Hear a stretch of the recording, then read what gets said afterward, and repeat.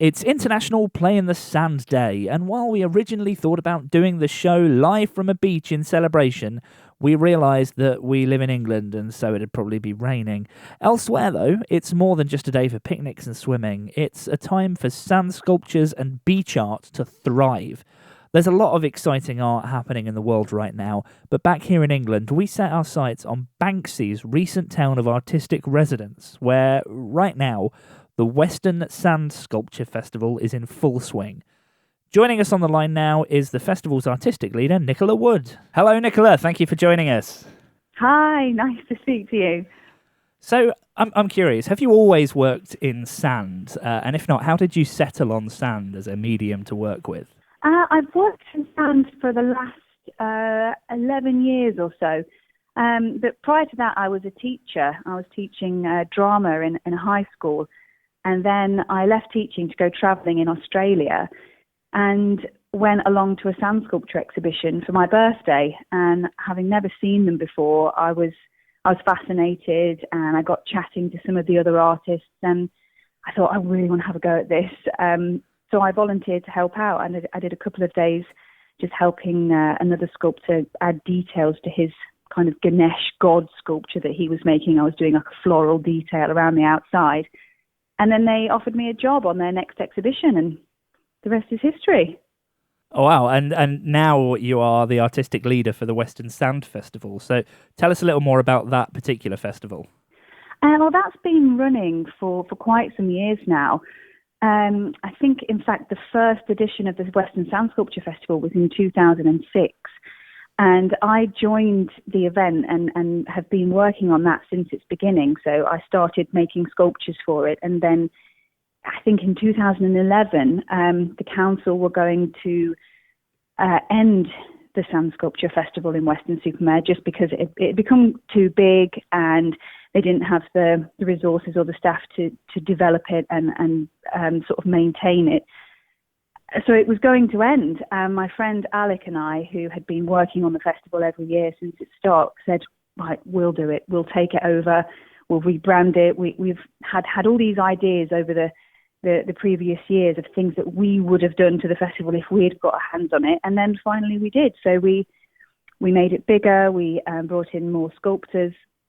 We branded it. We added children's workshop areas, and there's a cinema in there now, and a cafe. And yeah, it's a really exciting place. So it's been sort of growing over the last few years. But yeah, we started that in 2012, doing it together, Alec and I. Yes. So your website says that Banksy was an inspiration for the ethos of the festival. Tell us a bit more about what that means to you. Well, we have been, every year we do a brand new theme. So we've done Hollywood, Under the Sea, stories, that kind of thing. And then Banksy arrived in Weston and just did something completely different. His was very controversial, very political, and it was such a huge success. It kind of opened the door for other artists in Weston to express themselves in different ways. And we thought, well, we're right next to where Banksy was. So everybody that went to Banksy was suddenly aware of us. And we thought, okay, let's do something for them. Let's try something different, something new in Weston-super-Mare. So we did. A few of our sculptures are now controversial, and instead of doing the usual Under the Sea theme, we've done a more abstract theme. So our theme this year is Topsy-Turvy, which just gives more freedom to the artists to express themselves in different ways. And we've had such a great response. It's been, Banksy did a wonderful thing for Weston-super-Mare. Moving away from the festival as a whole, let's talk sand sculpting. I've never done any sand sculpting. I've often looked on with jealous eyes, even the simplest of sandcastles. It seems that I can't even get a structure going. But how do you stop overhanging pieces of sand from falling off? Right. Well, the trick is all in the preparation. So yes, it's handy if you have some skills as a sculptor, but really even building the most basic sandcastle, if you were just to throw a load of sand in a bucket and turn it upside down, chances are it would crumble away.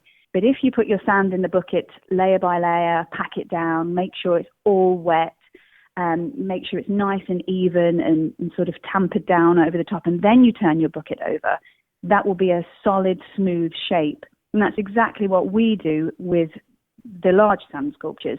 Instead of using a bucket, we use giant wooden boxes, and we fill them with sand layer by layer, and we use machinery to vibrate the sand and compact it down layer by layer until we've got a huge block. And then instead of taking the bucket off, we simply remove the sides of the bucket and take the wood away, and then you've got a solid block of sand that's very strong, very robust. And you can cut in and have these overhangs to a degree. I mean, every sand is different. Some stronger than others. Some has clay and silt in it. Beach sand is sort of less strong, so you can't overhang as much. But each sand has its limitations, and you just, through experience, get to learn what they are. Well, you mentioned that some of the sculptures are really quite large. How do you manage to reach the top of them without damaging it or accidentally knocking bits off? Well, we always sculpt from the top down to the bottom. So obviously a certain parts of it are going to become out of reach as you work your way down the sculpture. And the wooden box that we build to contain the sand, we don't take it all off at once. We take it off piece by piece from the top to the bottom as we work our way down. So the box kind of acts as a bit of scaffolding for us, like steps. So you have to know where you want to finish when you start, so that you know what the overall thing's going to look like, so it all sort of matches up by the time you get to the bottom. It's a much more massive undertaking than I think a regular sandcastle would be. Yes, it is. Yeah, there's lots of hard labour and lots of machinery involved, lots of planning and preparation.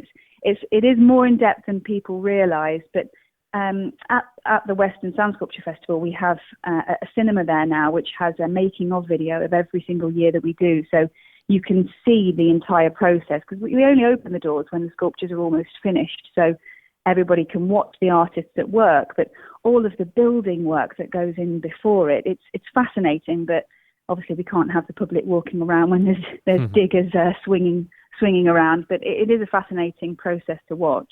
So how long does it take roughly to perfect a sculpture? Well, ask any artist and they'll always say that a sculpture is never finished, and it's very true. With sand sculpture, we always work to a deadline. Well, we try to. So depending on the size of the sculpture and the length of the exhibition, we might give an artist anything from 2 days to 2 weeks to make one piece. So our largest piece at Weston is about 8 meters tall, and we gave one artist 10 days to complete that piece. And then the kind of 3-4 meter pieces probably took each artist 4 to 5 days to make.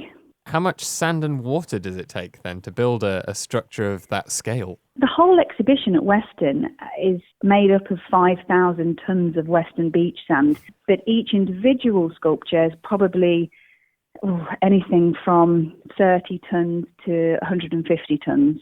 What is the perfect ratio then of sand to water that you put in there? Well, it depends on the sand, of course. If there's lots of clay and silt in the sand, then you need less water. But beach sand, for example, I think pretty much with any beach sand, you can drown it. You can put the wetter the better, we always say, using beach sand. So if you are building a sandcastle, remember that. Fascinating to think about you taking all of this sand from the beach and turning it into beach sculptures. Does the sand then, when the festival is over, is it all just kind of patted down and returned to where you took it from? Yeah, absolutely. We just bring in a bulldozer, a digger, and we just crush the sculptures back down to the beach level. An entirely self-sustaining festival then, in terms of natural resources. Yeah, absolutely. It's perfect that we can do it on the beach. It's where sand sculptures should be. It's where they were born.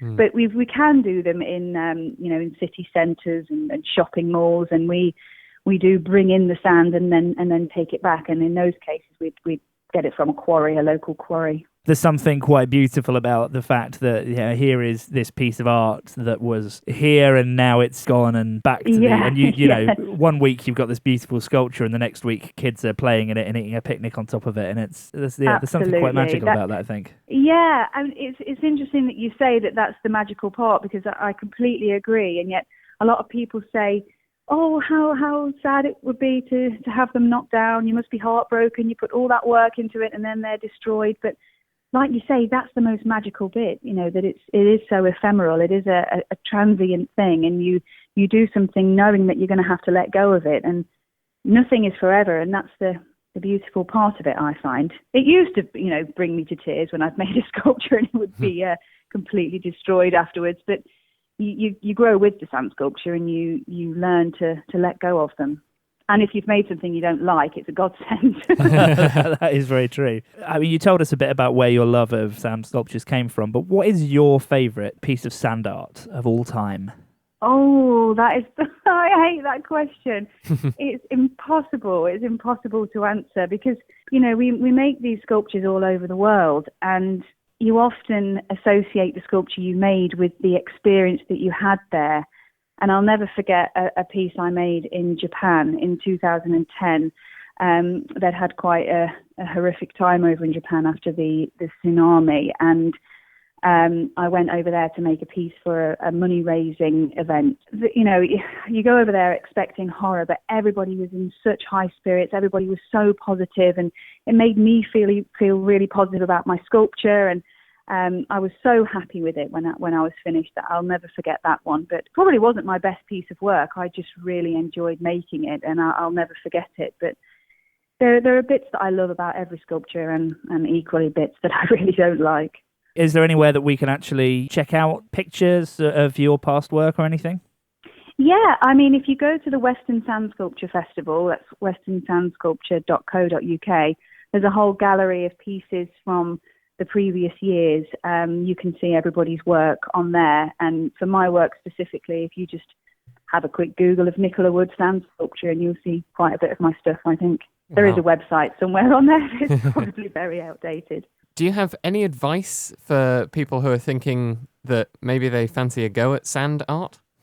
Yes, just do it. Just practice. That's the best way. I mean, I saw it. I wanted to do it, so I did. And that's really all it comes down to. I mean, it's quite easy to get hold of some sand on the beach or, your local builder's merchant or B&Q. Just grab a bag of sand, compact it down, and just keep practicing. The beauty of sand sculpture is that it's so fast and it's so forgiving that you can make one thing after another, and you learn so quickly from your mistakes. So you really just have to get stuck in and get your hands dirty.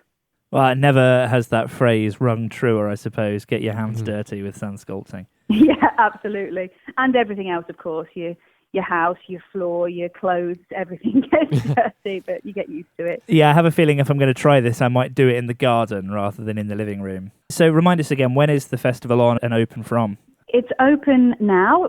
We opened up in Easter, and it's open until October, every day, 10 till 6. Beautiful. Hopefully we'll get along ourselves. Can't wait to see some of the sculptures there. Thank you so much for coming on and joining us on the show this week. Just fascinating stuff that even I didn't know. I like to Google around things, but sand sculpture is one of those things I look at, I see it, I think it looks amazing, but I think now I'm actually tempted to give it a go and see what I can do. But last but not least, we ask everyone on the show to request a song. So what song would you like us to play for you? This is one of my favourite songs. My boyfriend actually wrote it. His name's Adam Dunmore, and it's called It Helps. All right, we'll play that now. Thank you very much for joining us. Thank you. Cheers. Bye.